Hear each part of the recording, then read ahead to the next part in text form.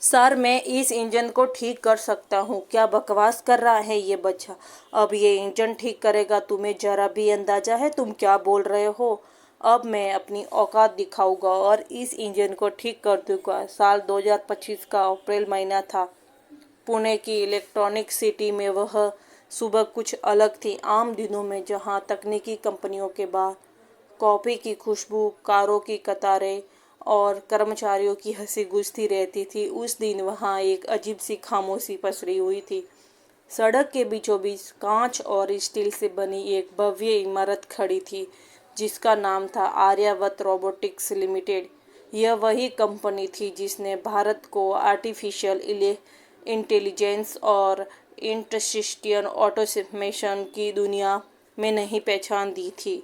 दुनिया के कई देशों में इसकी मशीनें काम कर रही थी, लेकिन आज उसी इमारत के भीतर जैसे कुछ मर चुका था। पिछले 15 दिनों से कंपनी का सबसे अहम और सबसे महंगा प्रोजेक्ट पूरी तरह बंद पड़ा था। एक 20 करोड़ की लागत से बनी हाइड्रोलिंक H900 नाम की विशाल ऑटोमेशन मशीन, जो पूरे प्रोजेक्ट की रीढ़ थी, अचानक ठप हो गई थी।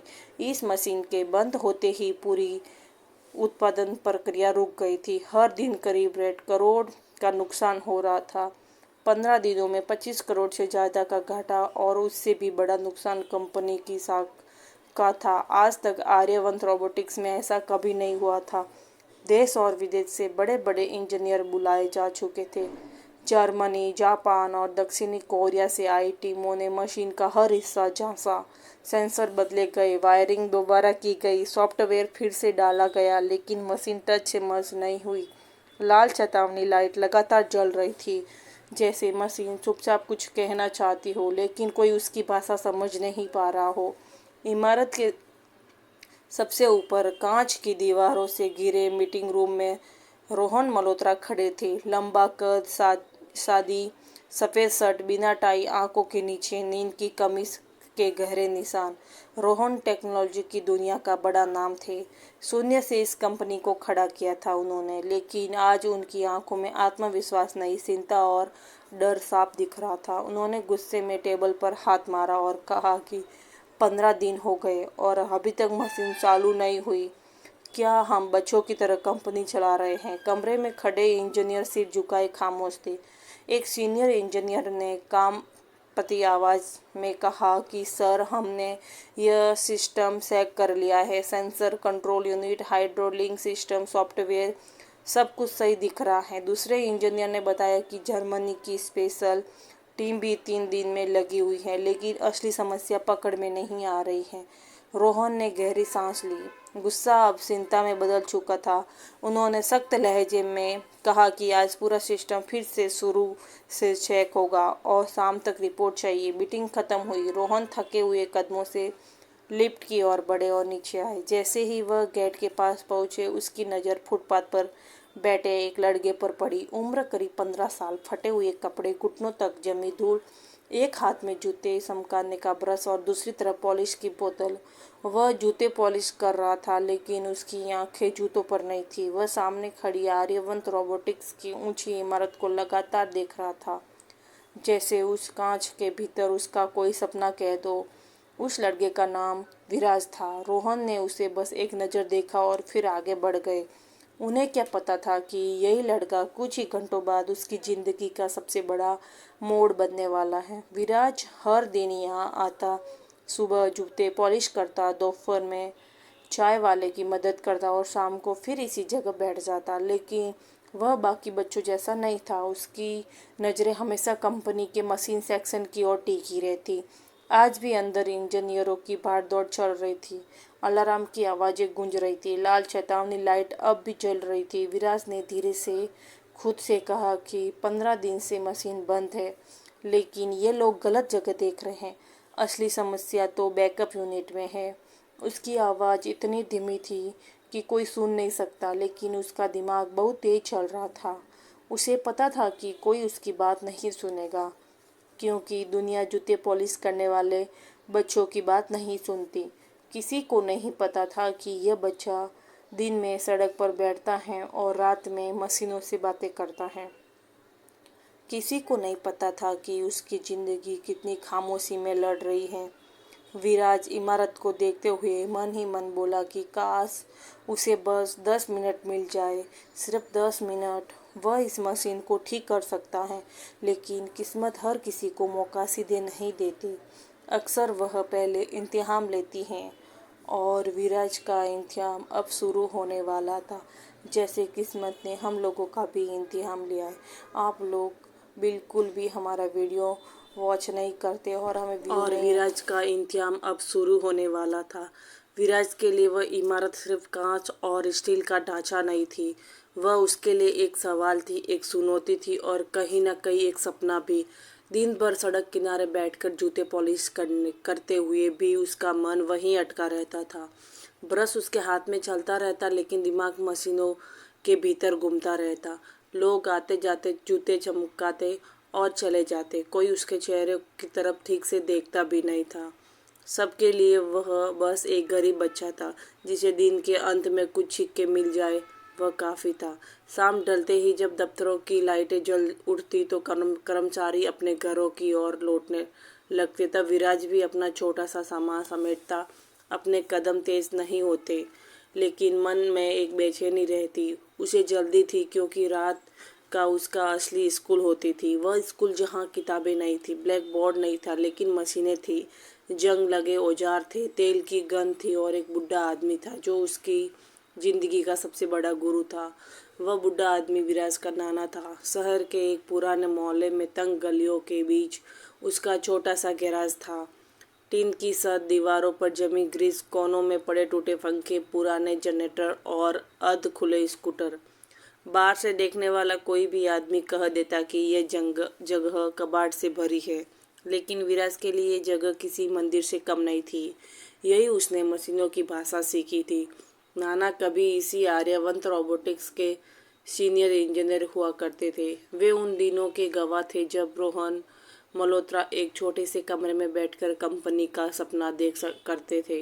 लेकिन समय बदलता, रिश्ते बदले और नाना इस दुनिया से बाहर हो गए। अब उनकी पहचान सिर्फ एक बूढ़े मैकेनिक की थी, जिनकी आंखों में अनुभव था और हाथों में अब भी मशीनें की पकड़।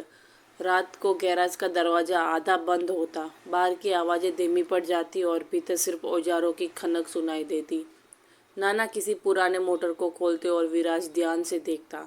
नाना समझाते कि यह पेन सिर्फ लोहे का टुकड़ा नहीं है, यह पूरी मशीन को बांधे रखता है। अगर इसे गलत जगह घुमा दिया जाए तो पूरी व्यवस्था बिगड़ सकती है। विराज चुपचाप सुनता और हर बार बात को अपने भीतर उतार लेता। नाना अक्सर कहते कि मशीन को सिर्फ आंखों से मत देखो, उसे महसूस करो, उसकी आवाज़ सुनो, उसके कंपन को समझो। हर मशीन बोलती है, बस सुनने वाला चाहिए। विराज मुस्कुरा देता। उसे ये सब अजीब नहीं लगता था, क्योंकि वह सच में मशीनों की आवाज़ सुन सकता था। वह यह नहीं जानता था कि यह साधारण समझ नहीं थी, बल्कि एक असाधारण क्षमता थी। घर के भीतर हालात अच्छे नहीं थे। विराज की माँ सीमा अक्सर बीमार रहती थी, शरीर कमज़ोर हो चुका था, दवाइयाँ महंगी थी और पैसे हमेशा कम पड़ जाते थे। कई बार विराज ने अपनी माँ को आधी दवा खाते देखा था, ताकि अगली खुराक के लिए कुछ बच जाए। जब माँ भी उसे देखती, मुस्कुरा देती और कहती कि मैं ठीक हूँ, लेकिन विराज जानता था कि वह झूठ है। रात को जब वह थक कर जमीन पर लेटता, तब भी उसका दिमाग मशीनों में बीच घूमता रहता। उसे आर्यवत की वह विशाल मशीन याद आती जो 15 दिनों से खामोश खड़ी थी। उसे लगता जैसे वह मशीन दर्द में है और मदद के लिए पुकार रही है। वह सोचता कि अगर उसे बस थोड़ी देर के लिए उसके पास जाने दिया जाए तो वह उसकी तकलीफ समझ सकता है। अगली सुबह जब वह फिर कंपनी के गेट के पास पहुंचा तो माहौल पहले से ज़्यादा तनाव भरा था। इंजीनियरों के चेहरे उतरे हुए थे, गार्ड सख्त थे, हर कोई जल्दी में था। विराज ने अपना स्टूल लगाया और जूते पॉलिश करने लगा, लेकिन आज उसका मन कहीं और था। उसकी माँ की दवाइयाँ ख़त्म हो चुकी थी। नाना ने रात को कहा था कि बेटा, दुनिया गरीब के हुनर को तब तक नहीं पहचानती जब तक वह दुनिया को झटका ना दे। वही बात विराज के दिल में गूंज रही थी। उसे पैसे चाहिए थे, लेकिन उससे भी ज़्यादा उससे मौका चाहिए था। वह जानता था कि अगर वह मशीन ठीक कर दे तो शायद उसकी ज़िंदगी बदल जाए। उसने हिम्मत करके गार्ड से कहा कि बस 10 मिनट मशीन को देख लेने दे। गार्ड ने डांट दिया और धक्का देकर उसे पीछे हटा दिया। कुछ लोग हंसने लगे। किसी ने कहा कि यह बच्चा पागल है, किसी ने कहा कि इसे तो लैपटॉप भी चलाना नहीं आता होगा। विराज ने कुछ नहीं कहा। वह चुपचाप उठकर एक कोने में बैठ गया। उसके घुटनों पर धूल थी, कपड़ों पर गंदे हो गए थे, लेकिन उसकी आंखों में अब भी चमक थी। वह भीतर ही भीतर तय कर चुका था कि वह हार नहीं मानेगा, क्योंकि उसके लिए यह सिर्फ एक मशीन नहीं थी, यह उसकी माँ की दवा थी, यह उसके नाना की इज्जत थी और शायद उसकी अपनी पहचान भी। उसे नहीं पता था कि यह जीत, यह खामोश भरोसा उसे उस दरवाजे के भीतर ले जाने वाला है, जहाँ से उसकी ज़िंदगी हमेशा के लिए बदलने वाली थी। उस दिन दोपहर के बाद समय था। सूरज ऊपर था, लेकिन आर्यवंत रोबोटिक्स के भीतर अंधेरा और भारीपन पसरा हुआ था। मशीन सेक्शन में बार बार अलार्म बज रहा था और हर बार वह आवाज़ लोगों के दिलों की धड़कन और तेज कर देती थी। इंजीनियरों के चेहरे थके हुए थे। आंखों में नींद नहीं बल्कि डर था। डर इस बात का कि अगर आज भी कुछ नहीं हुआ तो कल क्या होगा, यह कोई नहीं जानता था। विराज बाहर फुटपाथ पर बैठा सब देख रहा था। अब वह जूते पॉलिश कम कर रहा था और कंपनी की तरफ ज़्यादा देख रहा था। उसे ऐसा लग रहा था कि जैसे मशीन उसे बुला रही हो। हर बार जब लाल लाइट चमकती उसके भीतर कुछ छुपता। वह खुद से कहता कि ये मशीन खराब नहीं है, इसे जानबूझकर रोका गया है, यह कोई हादसा नहीं है। लेकिन उसकी ये समझ, उसकी यह आवाज़ बाहर की दुनिया तक पहुंच ही नहीं पा रही थी। अचानक मशीन सेक्शन से तेज सायरन की आवाज़ आई। स्क्रीन पर सिस्टम क्रिटिक एयर लिखा चमक उठा। कुछ इंजीनियर घबराकर बाहर की ओर दौड़े। गार्ड सतर्क हो गए। माहौल और ज़्यादा तनावपूर्ण हो गया। विराज भी डर गया, लेकिन उसकी नज़रें मशीन के कंट्रोल रूम पर टिक गई। उसे साफ दिख रहा था कि लोग फिर वही कर रहे हैं जो पिछले 15 दिनों से कर रहे हैं। सेंसर, स्क्रीन, कोड, लेकिन कोई भी वहाँ नहीं देख रहा था जहाँ असली गड़बड़ी छुपी हुई थी। वह धीरे से उठा और गेट के पास चला गया। उसने हिम्मत करके फिर से अंदर झांकने की कोशिश की। तभी एक गार्ड ने उसे देख लिया और गुस्से में चिल्लाया, क्या है रे, बार बार यहाँ क्यों आ जाता है। उसने विराज को जोर से धक्का दिया। विराज संतुलन खो बैठा और सड़क पर गिर पड़ा। उसके हाथ से ब्रश और बोतल दूर जा गिरे। कुछ लोग रुक कर देखने लगे। किसी ने हंसते हुए कहा कि ये बच्चा सच में पागल है। किसी ने कहा कि इतनी बड़ी कंपनी में ये क्या कर लेगा।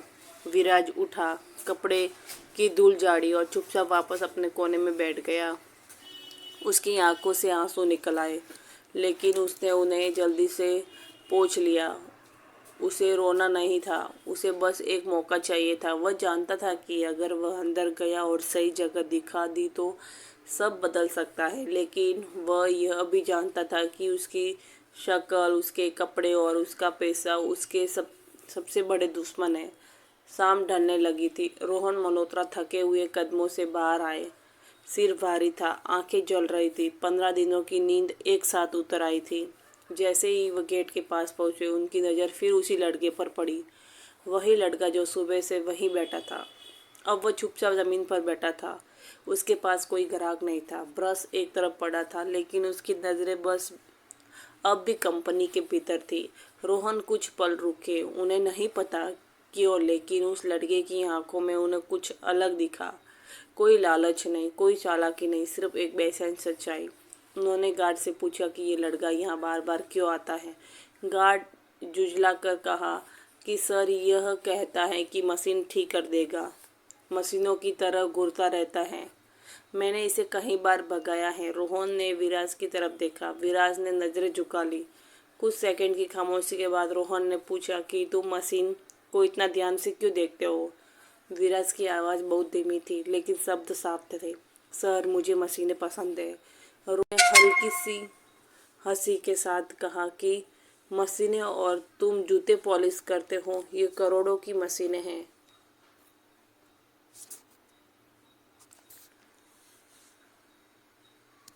विराज के भीतर डर था, लेकिन उससे बड़ा विश्वास था। उसने हिम्मत करके कहा कि सर, अगर मुझे बस एक बार मशीन के पास जाने दिया जाए तो मैं बता सकता हूँ कि समस्या क्या है। पास खड़े कुछ इंजीनियर हंस पड़े। किसी ने कहा कि सर, समय बर्बाद मत कीजिए। 15 दिन में हम नहीं समझ पाए और ये बच्चा बताएगा। लेकिन विराज चुप रहा। उसने सिर्फ रोहन की आंखों में देखा, जैसे वह उनसे नहीं, उनकी अंतर्यात्मा से बात कर रहा हो। रोहन के भीतर को हिला। उन्हें अचानक अपना बचपन याद आ गया। वह समय जब लोग उन्हें भी ऐसे ही देखते थे, एक आम सा लड़का, बड़े सपने और कोई भरोसा नहीं। उन्होंने गहरी सांस ली और सख्त आवाज में कहा कि ठीक है, इसे अंदर लाओ। पूरे स्टाफ में जैसे बिजली दौड़ गई। सर, ये ठीक नहीं है, ये बच्चा है, मशीन खतरनाक है। लेकिन रोहन ने साफ शब्दों में कहा कि मैंने कहा है, इसे भीतर लाओ। विराज पहली बार उस गेट के भीतर गया जिसे वह मशीनों से बाहर से देखता आ रहा था। हर कदम के साथ उसका दिल तेज धड़क रहा था। लोग फुसफुसा रहे थे, कोई उसे मजाक समझ रहा था, कोई खतरा। लेकिन विराज की नज़र सिर्फ एक जगह थी, उस विशाल मशीन पर। वही हाइड्रोलिंक H900 जो अब उसके सामने खामोश खड़ी थी। रोहन ने इंचार्ज से पूछा कि मशीन क्यों बंद है। इंचार्ज ने वही पुराना जवाब दिया कि सर, तकनीकी खराबी है, हमने सब कुछ सेट। रोहन ने विराज की ओर देखा और पूछा कि तुम्हें पता है ये मशीन क्यों बंद है। पूरा हॉल शांत हो गया। विराज कुछ पल चुप रहा, फिर बोला कि सर, अगर मैं मशीन को पास से देख लूँ तो शायद बता सकूँ। लोग फिर हंसे, लेकिन इस बार रोहन नहीं हंसे। उन्होंने सबको चुप कराया। विराज धीरे धीरे मशीन के चारों ओर घूमने लगा। वह उसे छू रहा था, उसकी आवाज़ सुन रहा था, उसके कंपन को महसूस कर रहा था, जैसे ही वह किसी जीवित चीज़ से बात कर रहा हो। अचानक विराज रुका और बोला, सर, यह मशीन खुद नहीं रुकी है, इसे किसी ने रोका है। पूरे हॉल में सन्नाटा सा गया। एक इंजीनियर ने हंसते हुए कहा कि ये बकवास है, मशीन खराब है। विराज ने शांत आवाज़ में कहा कि नहीं सर, इसके मेन प्रेशर वाल्व को आधा घुमाया गया है। यह हादसा नहीं है, जानबूझकर किया गया है। इंजीनियर चौंक गए। किसी ने कहा कि यह नामुमकिन है, उस वाल्व तक पहुंचने के लिए मशीन खोलनी पड़ती है। विराज ने मशीन के एक कोने की तरफ इशारा किया और कहा कि अगर इस पैनल की तीसरी स्क्रू ढीली कर दी जाए तो बिना पूरी मशीन खोले जांच की गई। स्क्रू सच में ढीली थी। उस पल कमरे की हवा बदल गई। अब यह सिर्फ एक खराब मशीन नहीं थी, यह एक साजिश थी, और उस साजिश को सबसे पहले पहचानने वाला एक जूते पॉलिश करने वाला बच्चा था। कमरे में अचानक ऐसा सन्नाटा सा गया जैसे किसी ने हवा को भी रोक दिया। मशीन सेक्शन, जो कुछ देर पहले तक शोर और बहस से भरा था, अब बिल्कुल शांत था। सबकी निगाहें कभी उस ढीली स्क्रू पर कभी जाती तो कभी विराज के चेहरे पर। किसी के पास बोलने के लिए शब्द नहीं थे। 15 दिनों से जिन इंजीनियर की समझ यहाँ आकर ठहर गई थी, वहाँ एक 15 साल का बच्चा बिना किसी औपचारिक पढ़ाई के साजिश की तरह इशारा कर चुका था। रोहन मल्होत्रा ने गहरी सांस ली। उसके भीतर अब तक जो डर था वह एक अजीब सी स्पष्ट में बदल रहा था। उन्होंने शांत लेकिन दृढ़ आवाज में पूछा कि अगर ये वाल्व जानबूझकर घुमाया गया है तो क्या मशीन फिर से चालू हो सकती है। कमरे में कुछ इंजीनियर बेचैन हो उठे। किसी ने कहा कि सर, ये मशीन बेहद संवेदनशील है, जरा सी गलती से विस्फोट भी हो सकता है। किसी ने कहा कि बच्चा है, इसे जिम्मेदारी मत दीजिए। लेकिन रोहन की नज़रें विराज पर टिकी थी। उस चेहरे पर ना डर था ना घबराहट, बस एक अजीब सा भरोसा था, जैसे उसे ठीक ठीक पता है कि आगे क्या करना है। रोहन ने उससे सीधे पूछा कि अगर मैं कहूँ कि मशीन ठीक कर दो तो क्या तुम कर पाओगे। विराज ने पहली बार हल्की सी मुस्कान के साथ सिर हिलाया। उसने कहा, सर, कोशिश करूँगा। यह शब्द किसी दावे की तरह नहीं थे, बल्कि एक सच्ची नीयत की तरह थे। कमरे में खड़े लोग एक दूसरे को मुंह देख रहे थे। यह पागलपन लग रहा था, लेकिन अब पीछे हटने का रास्ता भी नहीं था। विराज ने मशीन के नीचे हिस्से की तरफ इशारा किया और टॉर्च मांगी। एक इंजीनियर ने झिझकते हुए टॉर्च बढ़ाई। जैसे कि रोशनी अंदर पड़ी, विराज का चेहरा गंभीर हो गया। उसने ध्यान से देखा, फिर बिना हड़बड़ी के बोला कि यह पाइप अपनी जगह से थोड़ा सा खिंचक गया है। यही वजह है कि प्रेशर गलत जगह जा रहा है। इंजीनियर झुक कर देखने लगे। किसी ने धीमी आवाज़ में कहा कि यह तो सच में गलत फिट हुआ है। विराज ने हाथ अंदर डाला और बड़ी सावधानी से पाइप को उसकी सही जगह पर घुमाया। यह कोई जल्दबाजी नहीं थी। उसके हर मूवमेंट में अभ्यास था, जैसे उसने यह काम सैकड़ों बार किया हो। उसके बाद वह मशीन के दाएं तरफ गया, जहां एक बड़ा जंक्शन बॉक्स हल्का सा कंपन कर रहा था। उसने बॉक्स पर हाथ रखा और तुरंत पीछे हट गया। उसने कहा, अगर अभी मशीन चालू की गई तो ब्लास्ट हो सकता है। पूरा स्टाफ घबरा गया। रोहन ने आगे बढ़कर पूछा कि क्यों? आरव विराज ने शांत विराज ने समझाया कि इस बॉक्स की वायरिंग बदल दी गई है। पॉजिटिव और नेगेटिव तार उलट दिए गए हैं। ये कोई गलती नहीं, जानबूझकर किया गया काम है। एक इंजीनियर के मुंह से निकल पड़ा कि यह तो कोई अंदर का आदमी ही कर सकता है। विराज ने कहा कि उसे सिर्फ 15 मिनट चाहिए। अगर वह गलत हुआ तो वह खुद यहाँ से चला जाएगा। रोहन ने बिना किसी हिचक से कहा कि शुरू करो। कुछ इंजीनियर अब भी असहज थे, लेकिन किसी ने विरोध करने की हिम्मत नहीं थी। औजार दिए गए, स्क्रू ड्राइवर, प्लास और इंसुलेटेड टूल्स। विराज ने बिना वक्त गवाए काम शुरू किया। वह तारों को पहचान रहा था, जैसे कि वे उसके पुराने दोस्त हो। उससे गलत जुड़े तारों को अलग किया और फिर उन्हें सही क्रम में जोड़ दिया। स्क्रीन पर डाटा बदलने लगा। प्रेशर लेवल स्थित होने लगा। कमरे में खड़े लोग सांस रोके सब देख रहे थे। किसी को यकीन नहीं हो रहा था कि यह सब एक बच्चे के हाथों हो रहा है। 15 मिनट पूरे हुए। विराज मशीन के सामने आकर खड़ा हो गया। उसने कहा कि अब इसे चालू किया जा सकता है। कुछ लोग डर रहे थे। किसी ने कहा कि अभी मत कीजिए, लेकिन रोहन ने किसी की नहीं सुनी। उन्होंने विराज की तरफ देखा और कहा कि तुम ही ऑन करो। विराज धीरे धीरे मुख्य बटन के पास गया। उसने एक पल आंखें बंद की, जैसे एक मशीन से कुछ कह रहा हो। फिर बटन दबाया। 1 सेकंड, 2 सेकंड, 5 सेकंड। हर सेकंड भारी लग रहा था। अचानक मशीन के भीतर हलचल हुई। लाल लाइट बंद हो गई और उसकी जगह हरी लाइट जल उठी। पूरी मशीन जाग उठी, जैसे 15 दिनों की नींद के बाद किसी ने उसे आवाज़ दी हो। कमरे में शोर गूंज उठा। किसी ने कहा कि यह हो गया। किसी ने तालियां बजाई। कोई अविश्वास में सिर हिला रहा था, लेकिन रोहन चुप खड़े थे। उनकी आंखें नम थी और निगाहें विराज पर टिकी थी। उन्होंने धीमी आवाज़ में कहा कि तुमने ये कर दिखाया। विराज ने सिर झुकाकर कहा कि सर, मैंने कुछ नहीं किया। मशीन खुद बता रही थी कि उसे क्या तकलीफ है। उस पल रोहन को एहसास हुआ कि ये बच्चा सिर्फ एक हुनर नहीं, बल्कि एक कहानी है। एक ऐसी कहानी जिसका सच अभी सामने आना बाकी है। उसके मन में एक सवाल जोर पकड़ने लगा, ये बच्चा आखिर है कौन? मशीन के चालू होते ही पूरा हॉल जैसे सांस लेने लगा।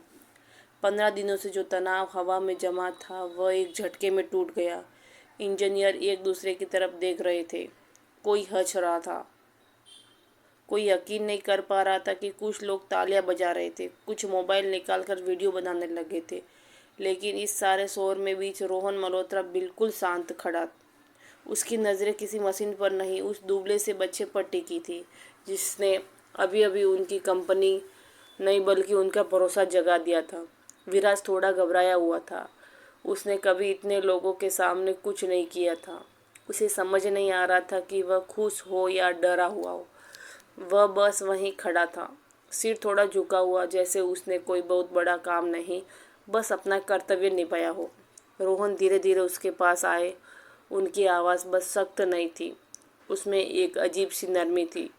उन्होंने पूछा कि बेटा, तुम हो कौन? यह सवाल साधारण नहीं था। उसमें हैरानी भी थी, जिज्ञासा भी और कहीं न कहीं अपनापन भी। विराज ने धीरे से कहा कि सर, मैं कोई ख़ास नहीं हूँ। मैं जूते पॉलिश करता हूँ। मेरी माँ बीमार रहती हैं, उनकी दवाइयों के लिए मैं काम करता हूँ। हॉल में एक बार फिर सन्नाटा सा गया। इंजीनियरों को जैसे पहली बार एहसास हुआ कि जिस बच्चे को वह अब तक नज़रअंदाज करते रहे, उसके पीछे कितनी बड़ी लड़ाई छुपी है। रोहन ने और करीब आकर पूछा कि तुम मशीनों में की इतनी समझ कहाँ से आई। विराज ने बताया कि रात में वह अपने नाना के छोटे से गैराज में काम करता है, वही पुरानी मशीनें खोलता है, उन्हें जोड़ता सीखता है। उनके दो इस प्रतिहत कर कर शब्दों में कोई शिकायत नहीं थी, बस सच्चाई थी। रोहन के दिल में कुछ जोर से हिला। उन्होंने पूछा कि तुम्हारे पिता कहाँ हैं। विराज ने सिर झुका लिया और कहा, मुझे नहीं पता, मैंने उन्हें कभी नहीं देखा। यह जवाब रोहन के लिए किसी चोट से कम नहीं था। उन्होंने विराज से चेहरे पर गौर से देखा।